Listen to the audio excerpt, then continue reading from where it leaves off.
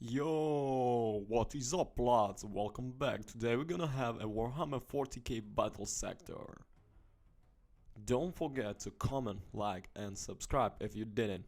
Despite the current and even expanding popularity of Games Workshop Warhammer franchise, most video games from both the fantasy and science fantasy versions of Warhammer have struggled to truly reach breakthrough status. Only a select few adaptations have come close to being timeless through the are no signals and franchise slowing down in its attempt to hit that high mark. Will Black Lab Games Warhammer 40k Battle Sector be one of those successful attempts and establish its legacy? Battle Sector is a turn-based tactics game where players take command of a company of Blood Angels Space Marines, essentially power-armored super soldier vampires, as they engage in a cleanup operation of Moonball Sandurs after a massive and devastating invasion by extragalactic, even hungry Giga-Rescue Tyranids. Player can make part in linear single-player campaign story while they will compose their forces, unlock upgrades and equip powerful weapons. To spice the story up, the Sister of Battle make an appearance to support the Space Marine breathing in the Bloody Mission. In addition to the Fairy Lane single-player campaign, players can also engage in multiplayer tactical battles, playing as either the Space Marines or Tyranids, Sister of Battle and currency campaign exclusive. For playing against the others, the developers graciously include a fair numbers of models such as live matches played by email and hot seat, as well as a plenty customization option and battle maps.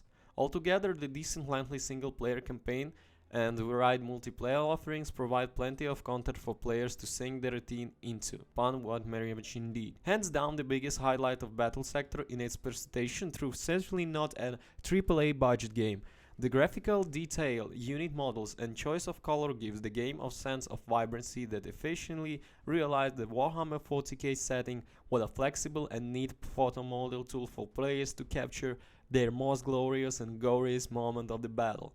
It must be mentioned, however, that unit animations are a bit janky, especially moving Space Marine in friendly of a large entire dying, but overall it's not too distracting. The audio designs of Battle Sector is also quite notable, with the top-notch voice acting delivery, setting appropriate dialogue, and solid weapon effects. The battle music is 50 plenty of operatic and pathos-filled themes and melodies that give each mission a sense of energy and dynamism, even if the main menu track is quite abrasive.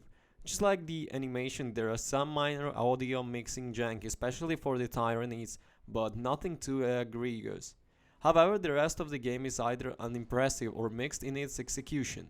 As the major component of the battle sector, the narrative of the single-player campaign doesn't really tread any new ground in developing the Space Marines as characters, but does at least provide an intriguing mystery about the Tyranid activity on the Baal Sandus.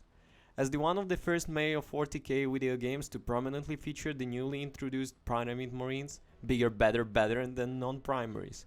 And it's absolutely baffling that the developers selected not to include a major of supporting primary spoke characters from the start for the campaign for the players to better understand this brand new addition to the franchise. The core tactical gameplay loop has all the components necessary to make an complexing experience, yet somehow leaves much to be desired. Don't get me wrong, the tactical combat works and is far from the worst system out there, but it's simply unimpressive and borderline shallow. There are definitely enough weapons abilities and top troop types for players to experiment with different builds and approaches, but the Space Marines unfortunately haven't been implemented in a compelling manner.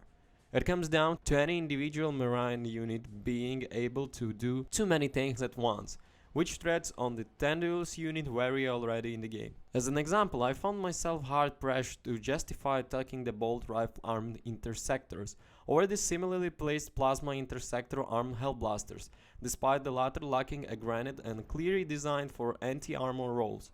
On top of this, the campaign doesn't include any clear unit immigration, any clear unit limitation or resource system, meaning players can simply spam out a single unit and not really care about the losses, inserting unhacked explanation for optimal unit choices. The Tyranids as a faction definitely feel far more compelling in their design, which only points out the missed opportunity of including a Tyranid-focused campaign.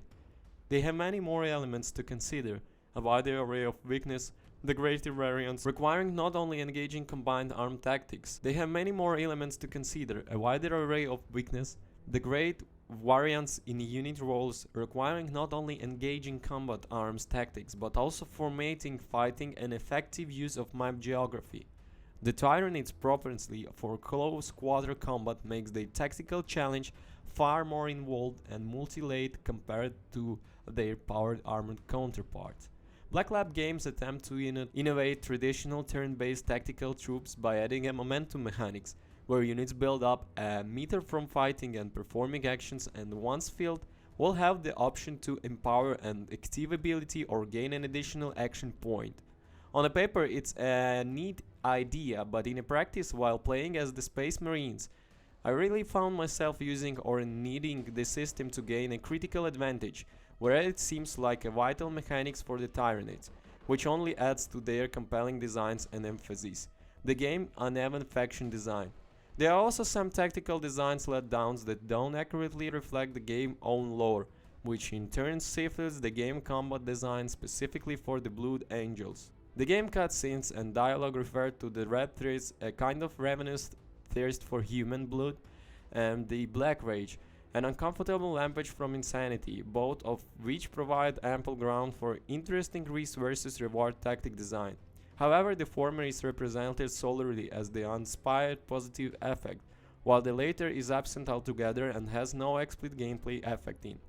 In addition, there are no clear significant effort made to tactically distinguish non-primaries and primary marines in a meaningful way aside from Oblivion, hit point and weapon load differences. The available arms lists are also a bit of disappointment for both Space Marines and Tyranids, with several glaring omissions of iconic units and glaring lack of customization options. While the current rosters are serviceable just like the gameplay, they are uninspiring and only raise more questions about the quality of the game tactical design. Sanctuary's reach another similar game set is the same universe and also published by Seldarin, approached its army rosters and unit implementation in a more complete and compelling manner. By far the biggest offenders for the battle sack throughout are the uneven missions design and the efficient and unclear UI. The campaign missions are the definition for the mixed bag, which includes several existing missions with interesting map designs and victory objectives, but also a number of bland and unimpressive scenarios as well. The worst element of battle sector mission design is the obsessive reliance on the remaining units. Close for the mission to end, which makes them feel repetitive, grueling slogs, especially in the last third or quarter of any given mission,